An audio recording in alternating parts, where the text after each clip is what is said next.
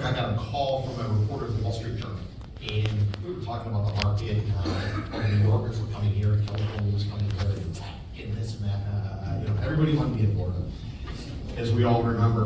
And I said it can't hold. Prices can't hold. They're not justifiable. They're not supported. And, there's a lot of headwinds, if you will. And the reporter told me, well, maybe you're old. Maybe you're out of touch. You've been sitting at home. You're gardening. You're cooking. We all remember those days. And I said, well, I'll tell you what. I'll bet you lunch that the valuations we have in 2022 aren't going to hold.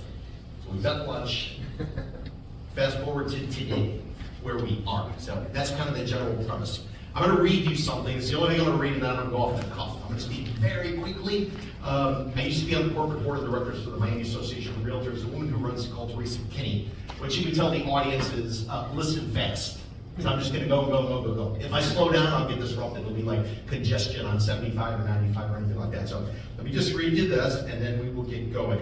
And I want people to sort of guess what year this is. So it goes. Florida was experiencing a period of economic growth, high employment, and spiraling inflation. Florida led the nation in both population gain and construction growth. The boom was approaching its peak. Retirees and tourists were emigrating to Florida in unprecedented numbers. The demand in housing outstripped the available supply tenfold. Entire unbuilt condominium communities were sold out with little more than a promise of the future. Of future construction. Out of this chaos developed problems never envisioned. And they created the Florida Condominium Act. Anybody want to guess what year that was? Well, Florida Condominium Act was created in 1963. The original, it's been revised. Anybody want to guess when this comment? This is a white paper written by a very well-known attorney, Gary Polikoff. It was about Florida Condo law, stuff like that.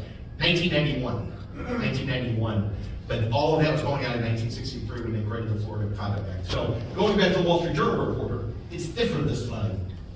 We can't see repeat, we can't see 2008, we can't go through all that type of stuff. I will tell you, I think we can, I think we are right now. It's always a different black swan that sort of triggers it. If we all remember back to the Great Recession, we had Lehman Brothers failure September 2008. I'll tell you shortly thereafter, we had been working on a bulk deal basis. We were going in and buying towers. We were buying units. We were buying all that type of stuff. We were working with private equity, university endowment, investment funds. I had the Disney family. They had a fund.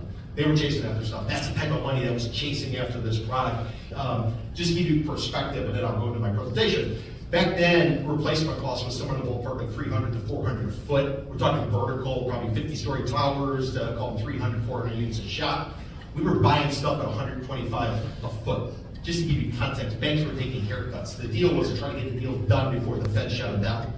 Every Friday at 2 o'clock, at 3 o'clock, the Feds come rolling in. You never knew which banks were going to get shut, and that was the process. So every Friday you'd be talking, okay, who's going to get shut this week? And then you go and you look at the FDIC records or whatever, how it was going to go. And if anybody's never seen a bank get taken down, and that has nothing to do with what we're talking about today, but just to give you some context and some color, the way they do it is they fly them in. They don't want to use local law enforcement. They don't want anybody to get tipped off.